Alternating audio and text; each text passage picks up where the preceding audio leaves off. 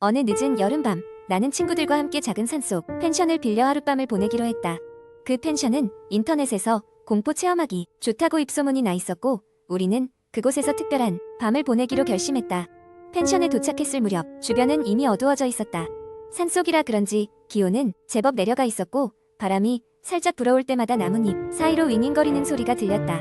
펜션은 오래된 한옥 스타일의 건물로 외관에는 세월의 흔적이 역력했다.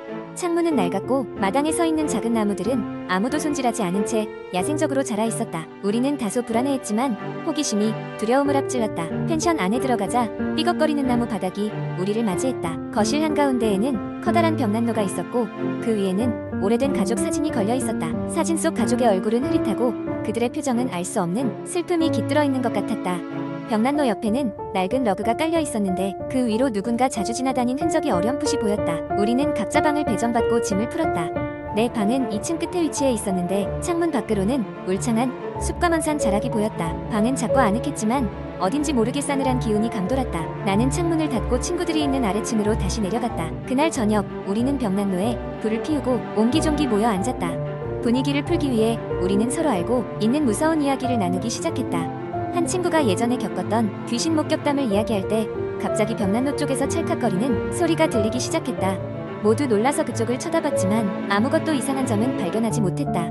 우리는 단순히 오래된 집이라 그런가 보다 하고 무시했다.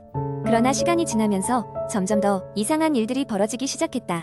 누군가의 핸드폰이 갑자기 꺼지기도 했고 벽에 걸려있던 시계는 멈춰버렸다. 특히 신경이 쓰였던 건 자꾸만 바람소리와 함께 들려오는 희미한 웃음소리였다. 처음에는 바람 때문이라고 생각했지만 그 웃음소리는 점점 더 명확하게 들려왔다. 저녁 식사를 마친 후 우리는 각자의 방으로 돌아가 잠을 청했다. 나는 쉽게 잠들지 못하고 계속 뒤척였다. 그러다 문득 방문 틈새로 누군가의 그림자가 비치는 것을 보았다. 순간적으로 심장이 철렁 내려앉았지만 침대에서 일어나 문을 열어보니 아무도 없었다. 바람에 스치는 나뭇가지 그림자일 거라고 생각하며 스스로를 안심시켰다. 하지만 곧이어 방 안에서 낮은 속삭임이 들려오기 시작했다. 도와줘. 도와줘. 라는 소리가 점점 더 선명하게 들려왔다. 나는 놀라서 방 불을 켜고 주위를 둘러봤지만 아무것도 없었다. 소리는 여전했다. 공포심에 사로잡힌 나는 그대로 방을 나와 거실로 내려갔다. 거실에서는 다른 친구도 비슷한 경험을 한 모양인지 이미 몇 명이 나와 있었다. 그들도 방 안에서 이상한 소리를 들었고 누구 하나 선뜻 방으로 돌아가지 못하고 있었다. 우리는 모두 떨고 있었고 그 순간 이곳을 빨리 떠나야 한다는 결론을 내렸다. 그러나 문제는 펜션의 문이 잠겨 열리지 않았다는 것이다. 분명히 우리가 들어올 때는 열려 있었던 문이었다. 우리는 결국 밤을 새기로 하고 거실에 모여 앉았다. 그 와중에도 이상한 소리는 계속되어 우리를 불안하게 했다. 날이 밝자마자 우리는 짐을 싸서 급히 펜션을 떠났다. 다시 차를 타고 내려오면서야 겨우 마음이 놓였다. 이후로도 그날 밤의 이상한 일들은 오랫동안 우리에게 잊혀지지 않는 기억으로 남아있다. 그리고 우리는 다시는 그런 곳으로 여행을 가지 않기로 굳게 다짐했다. 두 번째 이야기, 옛날 옛적 한적한 산골 마을에 산재한 작은 학교가 있었다. 이 학교는 주변 숲에 대한 무서운 소문에 둘러싸여 있었다. 소문에 따르면 오래전 한 선생님이 이 숲에서 실종되었고 이후 그 영혼이 학교에 떠돈다는 이야기가 전해졌다. 아이들은 학교의 낡은 복도를 지날 때마다 섬뜩함을 느꼈고 특히나 해가 지고 난 뒤에는 아무도 학교에 남아있으려 하지 않았다. 그런데 어느 날 서울에서 전학 온 한 소년 민수가 있었다. 민수는 도시에서의 화려한 삶에 익숙해져 이 시골 학교에서의 무료함을 견디기 어려워했다. 그는 여느 아이들이 무서워하는 소문 따위는 개의치 않았고 오히려 그 소문에 대한 관심이 커져만 갔다. 결국 그는 학교의 비밀을 파헤치기로 결심했다. 한 여름밤 함께하는 친구 2명을 데리고 학교에 몰래 들어가기로 했다. 함께하겠다고 나선 친구는 용기 있기로 유명한 진수와 호기심이 많은 수연이었다. 그들은 손전등을 준비하고 해가 질 무렵 학교로 향했다. 학교에 들어섰을 때 그들은 복도를 걸으며 자신감 있게 소리를 내며 장난을 치기도 했다. 하지만 시간이 흐르면서 그들의 장난기는 점차 불안한 호흡으로 바뀌어갔다. 복도를 지나다가 문득 민수의 발걸음이 멈췄다. 그가 가리키는 곳에는 오래돼 보이는 교무실이 있었다. 교무실 문은 살짝 열려 있었고 그 안에는 희미한 조명이 새어나오고 있었다. 민수는 친구들에게 자신을 따라오라고 손짓하며 교무실로 향했다. 그의 심장은 마치 뛰쳐나갈 것처럼 빠르게 뛰고 있었지만 그는 이 기회를 놓칠 수 없었다. 교무실에 들어서자 그들은 한켠에 놓인 오래된 책상 위에 펼쳐진 낡은 수첩을 발견했다. 수첩에는 또박또박한 글씨로 내일이 오기 전에 라고 적힌 것이 눈에 띄었고 지울 수 없는 묘한 불안감을 자아냈다. 그 순간 수연이 작게 비명을 질렀다. 그녀는 벽 한쪽에 걸린 거울 속에서 무언가를 본 것 같다고 했다. 모두 놀라서 거울을 바라보았지만 아무것도 보이지 않았다. 그들은 수연을 달래며 교무실을 나가려고 할 때 문이 갑자기 쾅 소리를 내며 닫혔다. 놀란 세 아이들은 서로의 손을 꼭 잡고 문을 열려고 했지만 문은 꿈쩍도 하지 않았다. 그때 교무실 안에 있던 모든 장비들이 마치 누가 조작하는 것처럼 삐걱거리며 움직이기 시작했다. 컴퓨터 모니터가 켜지며 깜빡거리더니 곧이어 저절로 자판이 움직이며 도와줘라는 글자가 화면에 떠올랐다. 공포에 질린 아이들은 교무실 한쪽에 웅크려 앉아 소리 없이 떨었다. 그때 희미하게 여자의 흐느낌 소리가 들려왔다. 그들은 소리가 나는 방향으로 고개를 돌렸고 그곳에는 분명히 아무도 없었지만 흐느낌 소리는 점점 더 크게 다가왔다. 또다시 돌아보자 그들은 거울 속에 정말로 한 여자가 흐릿하게 서 있는 것을 보았다. 그녀는 눈물이 흐르는 얼굴로 조용히 아이들을 바라보고 있었다. 존재난 순간 민수는 알 수 없는 용기를 내어 그 여자에게 다가가 누구세요? 라고 물었다. 여자는 슬프게 미소 지으며 입을 열었다. 난 이곳에서 길을 잃었어. 나를 찾아줘. 순간 모든 것이 다시 조용해졌다. 빛도 소리도 모든 것이 멈춰버린 듯했다.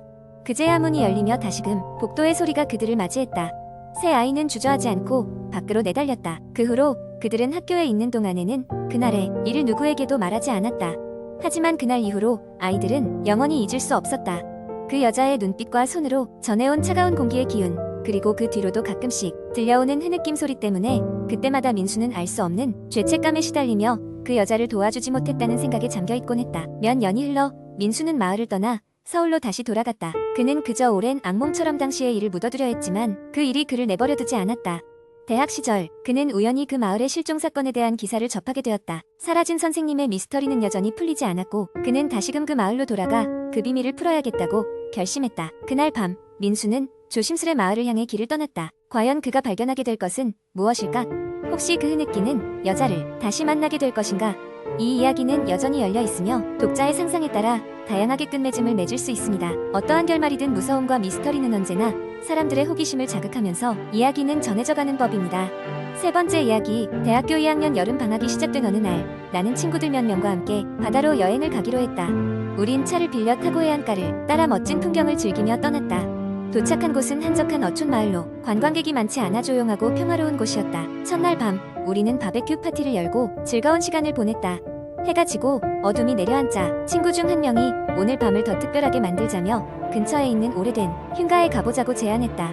흉가는 이 마을의 오래된 전설 속에 나오는 장소였다. 몇십 년 전 한 가족이 이유모를 이유로 모두 사망한 뒤 방치된 채로 있다는 터다. 마을 사람들은 그곳이 귀신 들린 집이라고 수군대곤 했다. 처음에는 다들 무서워서 망설였지만 호기심이 이기고 말았다. 우리는 손전등 몇 개를 챙기고 그 흉가로 향했다. 달빛이 희미하게 비치는 길을 따라 우리는 웅크리며 걸음을 옮겼다. 도착한 곳은 낡고 어름한 2층 목조주택이었다. 창문은 모두 산산조각 나 있었고 문은 반쯤 열린 상태였다. 간단히 주변을 살펴본 후 우리는 용기를 내어 안으로 들어갔다. 집 안은 예상대로 썩은 나무 냄새와 쾌쾌한 먼지 냄새로 가득했다. 벽에는 오래된 가족 사진들이 가득 걸려 있었다. 사진 속 사람들은 웃고 있었지만 왠지 섬뜩한 느낌이 들었다. 친구 중 하나가 사진 하나를 가리키며 말했다. 여기 있는 사람들 모두 우리를 지켜보고 있는 것 같아. 우리는 소름이 돋았지만 더 깊이 탐험해보기로 했다. 계단을 따라 2층으로 올라갔을 때 어느새 바람이 불어들어와 문 하나가 덜그덕 열렸다.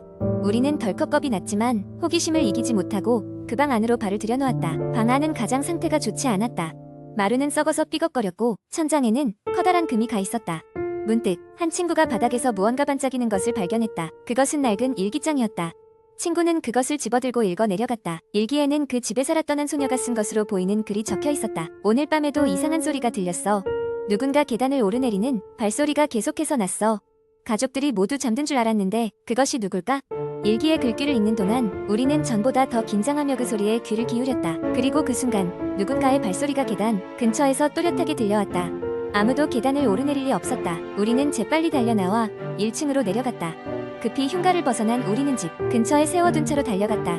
차 안에서 우리는 숨을 몰아쉬며 서로의 얼굴을 확인했다. 방금 벌어진 일을 믿을 수가 없었다. 우리는 흉가에서 봤던 것과 들었던 것에 대해 한동안 이야기를 나누었다. 여름밤의 등골이 오싹한 경험은 쉽게 잊히지 않을 것 같았다. 그날 밤 이후로 그 흉가에 다시 가는 이는 없었다. 마을 사람들도 흉가의 전설에 대해 귀띔해주지 않았고 우리는 그저 그것을 묻어두기로 했다. 하지만 가끔씩 밤이 되면 그 소녀의 일기에 적힌 것 같은 발소리가 귓가에 맴돌곤 했다. 우리 모두는 그 흉가에서 겪었던 일들이 단순한 환상이나 꿈 같은 게 아니었음을 알았다. 여행이 끝난 후에도 그날 밤의 오싹한 경험은 마음 한켠에 강하게 남아있었다. 시간이 지난 지금도 가끔 친구들과 모이면 그날의 일화를 꺼내곤 한다. 아무리 무섭고 아찔해도 인생에서 그런 경험은 두 번 다시 찾아올 수 없다는 것을 우리는 알고 있었다.